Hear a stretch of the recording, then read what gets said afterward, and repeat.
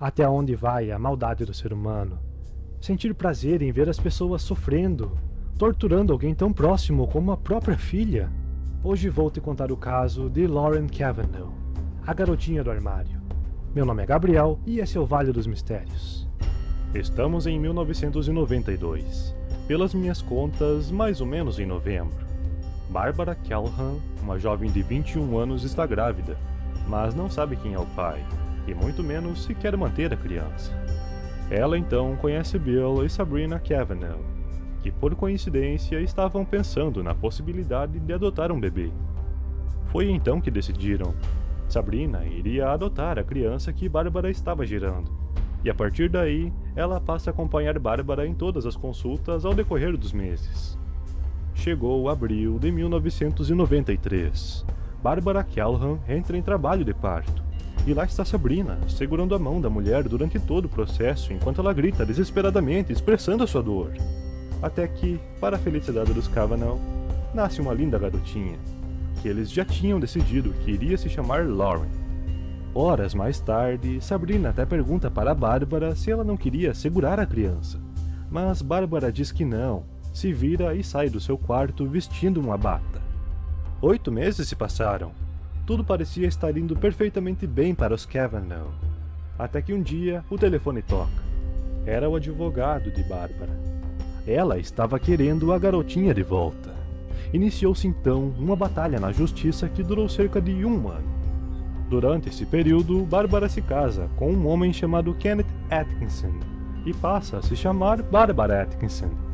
E por um simples detalhe, um pedaço de papel que se perdeu, do qual tirava os direitos de paternidade de Barbara Atkinson, Lauren teria a pior infância que se possa imaginar. Bárbara e seu esposo Kenneth conseguiram a guarda da criança, mas os Cavanaugh ainda poderiam visitá-la nos finais de semana. E em uma dessas visitas, enquanto Sabrina se prepara para trocar as fraldas de Lauren, ela nota um comportamento estranho. Lauren parecia estar resistindo aos toques da mulher, e ao tirar sua fralda, percebe arranhões e manchas avermelhadas na pele. Vê na hora que não se tratavam de marcas dessa dor. E agora preocupada, Sabrina leva Lauren para fazer exames de estupro, mas os médicos se negam a fazer. Eles dizem que, sem ter certeza de que algo estava acontecendo, eles não fariam o exame, pois o procedimento machucaria a menina, o que, claro, não faz nenhum sentido. Desesperada, começa a fotografar os hematomas para apresentar para a juíza que havia concedido a paternidade para os Atkinson. Mas a juíza diz que Sabrina estava fazendo muito mais mal ao bebê tirando aquelas fotos do que a mãe biológica jamais poderia fazer. Se alguém tivesse ao menos ouvido Sabrina, talvez a vida da garota não tivesse sido tão terrível. Agora estamos em 1995.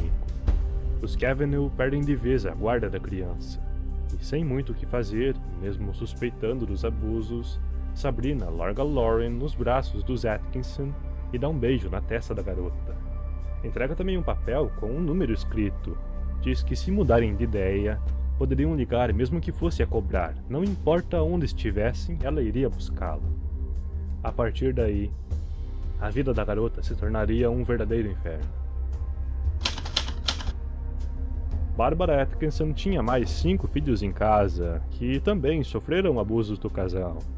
Nenhum deles tinha de fato frequentado uma escola até os 10 anos de idade, e não sabiam como usar uma escova dental, ou segurar talheres, ou ao menos se limpar após ir ao banheiro.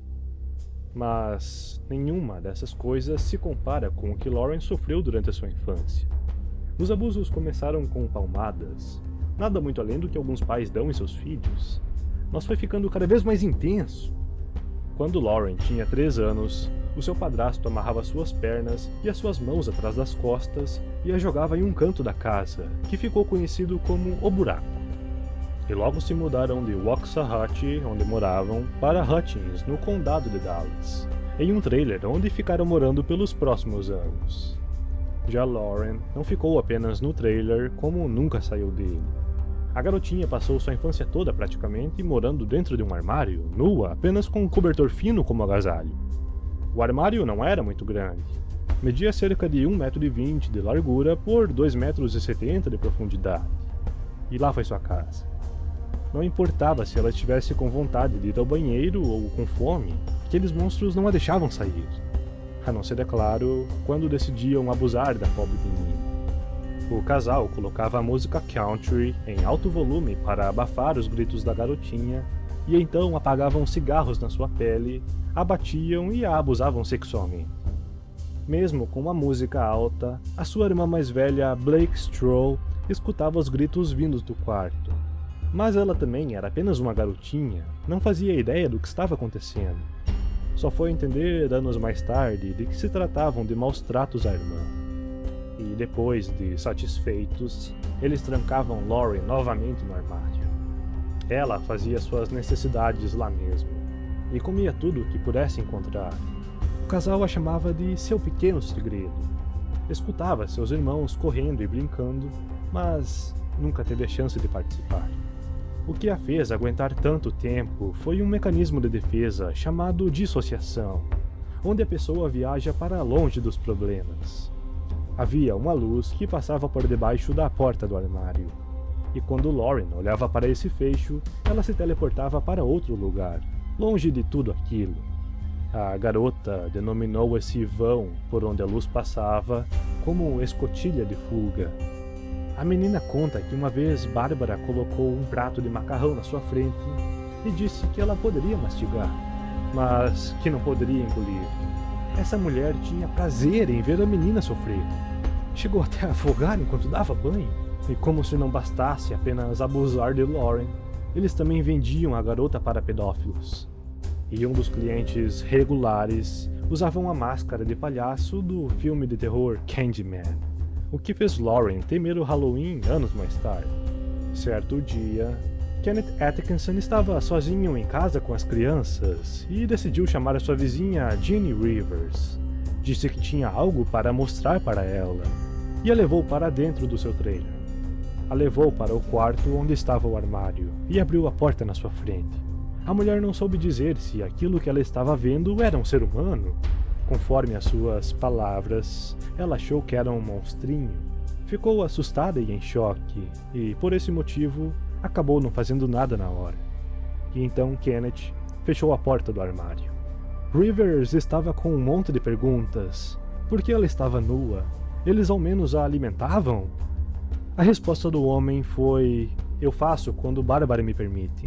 Em depoimento, a vizinha disse que se arrepende de não ter pego a garota e fugido quando a viu, mas ao menos ela chamou a polícia. O padrasto sabia que a polícia viria naquela noite do dia 11 de junho de 2001, e então deixou as 5 crianças na casa da vizinha e vestiu Lauren. O policial, Gary McLean, junto com Joe Rivers, o marido da vizinha, bateram na porta do trailer. Joe estava lá para acalmar Kenneth e deixar a polícia entrar sem o mandado de busca, o que funcionou. O policial entrou no trailer procurando uma garota de 8 anos, mas só encontrou uma garotinha que aparentava ter no máximo 3.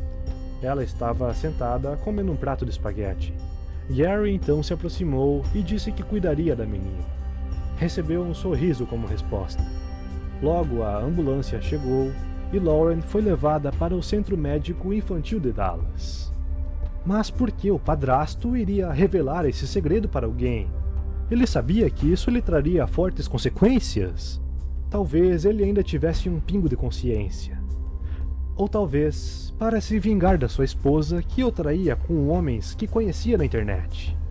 Que inclusive estava fora de casa havia 2 dias quando a garota foi resgatada. Quando chegou ao hospital, os médicos se apavoraram. Lauren tinha 8 anos e apenas 25,6 libras, algo em torno de 11 quilos. Peso equivalente a uma criança de 2 anos de idade. A garota estava muito desnutrida e com uma barriga enorme. O seu esôfago estava entupido com plástico, fezes e fibra de carpete. Ela foi levada à cirurgia e foi colocada uma bolsa de colostomia.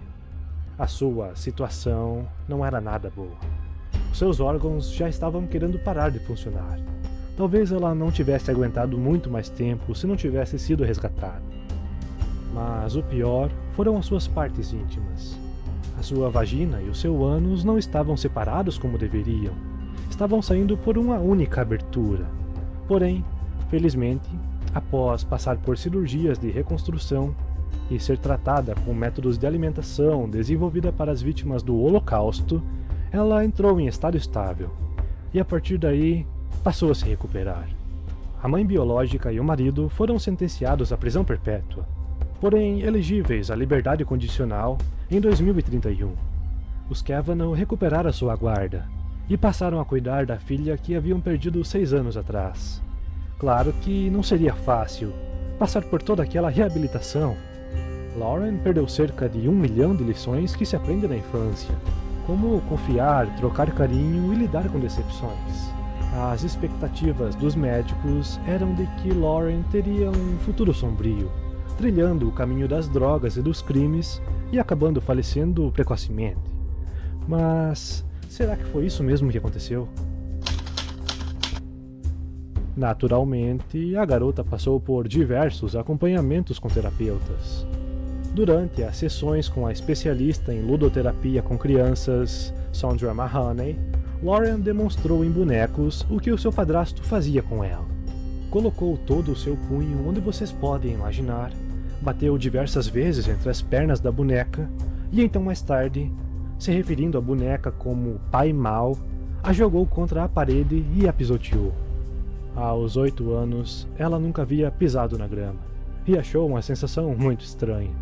Quando Sabrina tentava dar banho nela, ela ficava com medo de ser afogada. Então a mulher tinha que usar um copo para não assustá-la. Lauren demorou para se acostumar a dormir numa cama. Sempre tentava ir para dentro de um armário. E como se não bastasse de sofrimento na vida da garota, mais um acontecimento traumático aconteceu em agosto de 2005. Sabrina protegia Lauren com unhas e dentes, e por esse motivo não deixava ela sair sozinha. Até que assistentes sociais que acompanhavam o caso pediram que ela afrouxasse um pouco as cordas. E então ela deixou Lauren dormir na casa da sua sobrinha. Péssima ideia. O marido da sobrinha, que tinha 24 anos, chamou Lauren para um celeiro e abusou dela. Foi condenado a 13 anos de prisão, ainda por abusos sexuais que cometeu contra crianças. A prima de Lauren pegou liberdade condicional, por saber que ele mantinha pornografia infantil e não ter denunciado. De fato, a vida de Lauren não foi nada fácil. Ela chegou a tentar suicídio. Ela brigava na escola o tempo todo.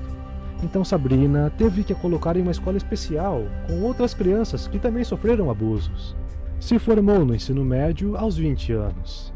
E então ingressou no curso de psicologia na faculdade comunitária Trinity Valley, para mais tarde poder ajudar vítimas, assim como ela, a superarem abusos. Hoje em dia, não precisa mais tomar remédios para transtornos mentais, apesar de ainda se sentir ansiosa quando toca música country no rádio, o que também não é para menos. E mantém contato com a sua irmã Blake Stroll, que foi adotada por outra família após a condenação dos seus pais. Blake diz que às vezes ela tentava conversar com a irmã, mas era difícil. Lauren tinha uma mentalidade de uma criança de 2 anos de idade. Relata também que sente culpa por não ter feito nada para ajudar durante a época dos abusos, apesar de que não há nada que ela poderia ter feito. Ela era só uma garotinha um pouco mais velha que Lauren, e morria de medo de Bárbara, temendo se tornar outra vítima. Lauren não mantém contato com os seus outros 4 irmãos, que assim como Blake, também foram adotados por outras famílias. Mas o importante é que ela mostrou que os médicos estavam errados. Ela foi forte e, mesmo tendo desenvolvido alguns déficits, hoje ela consegue lidar com isso e achar maneiras de compensar as suas fraquezas. Espero que tenham gostado do vídeo e até a próxima!